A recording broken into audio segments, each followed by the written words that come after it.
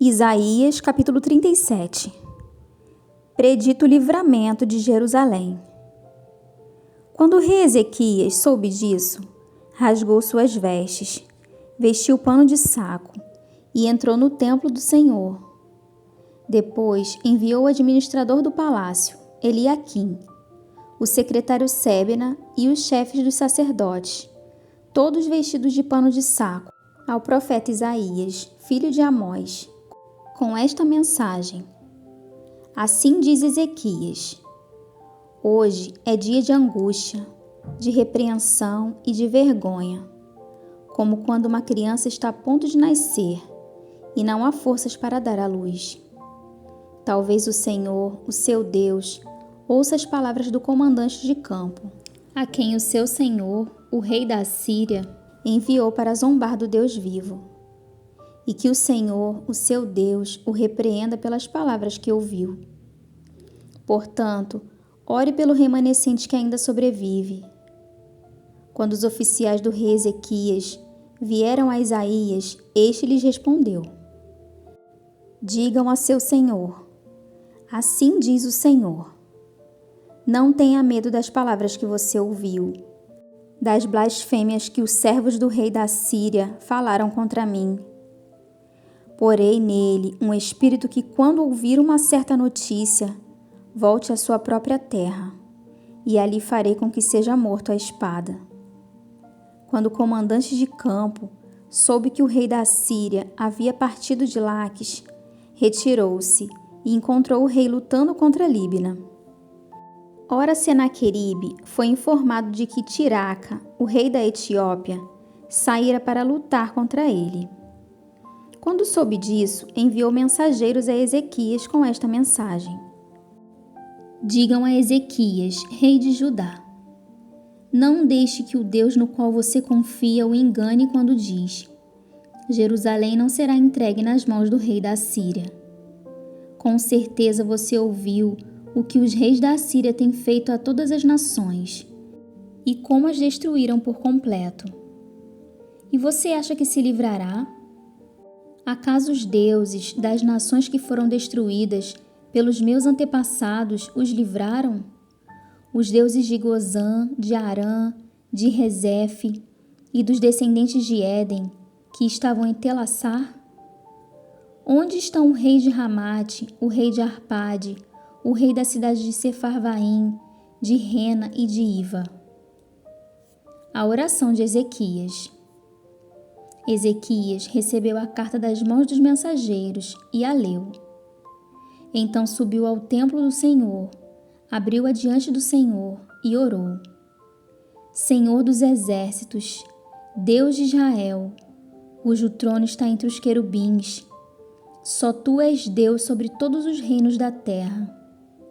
Tu fizeste os céus e a terra. Dá ouvidos, Senhor, e ouve. Abre os teus olhos, Senhor, e vê.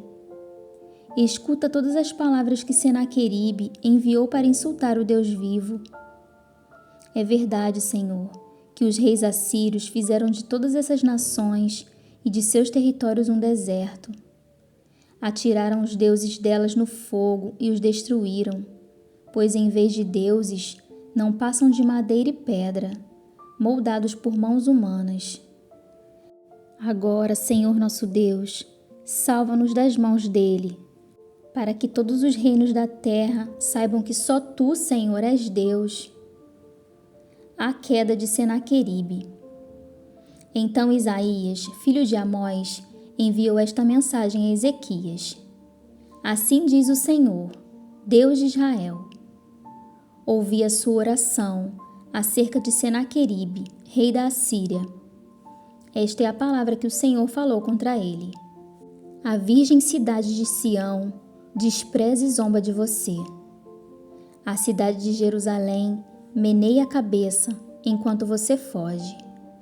De quem você zombou e contra quem blasfemou?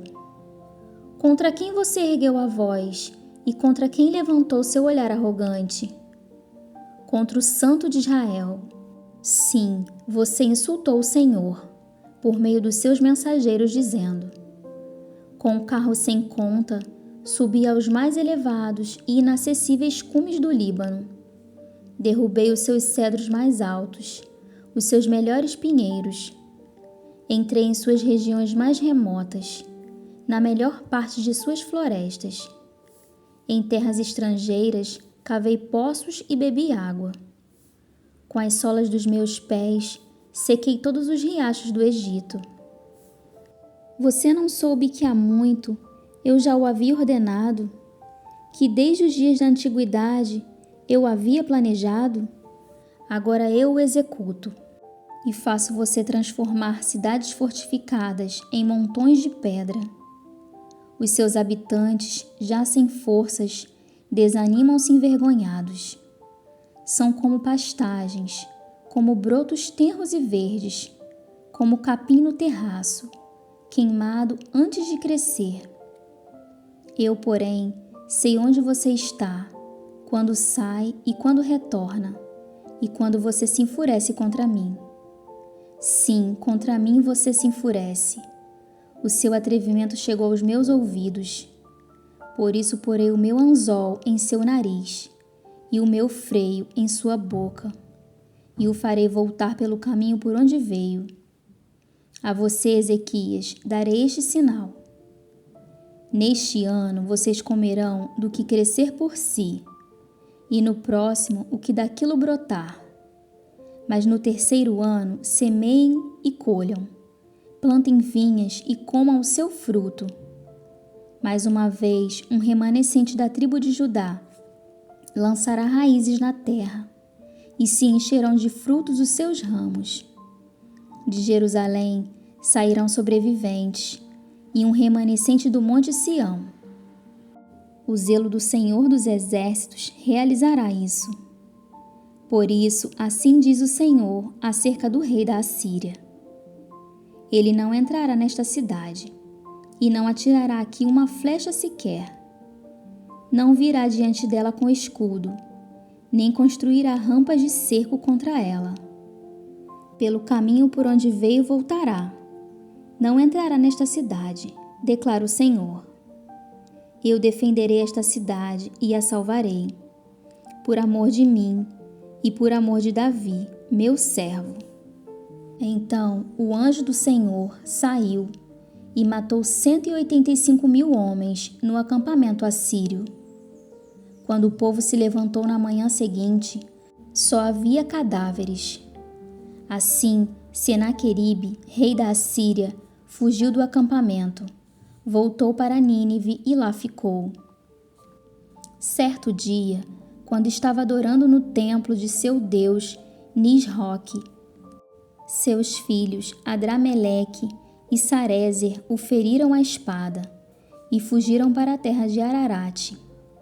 E seu filho Esar-Adom foi o seu sucessor.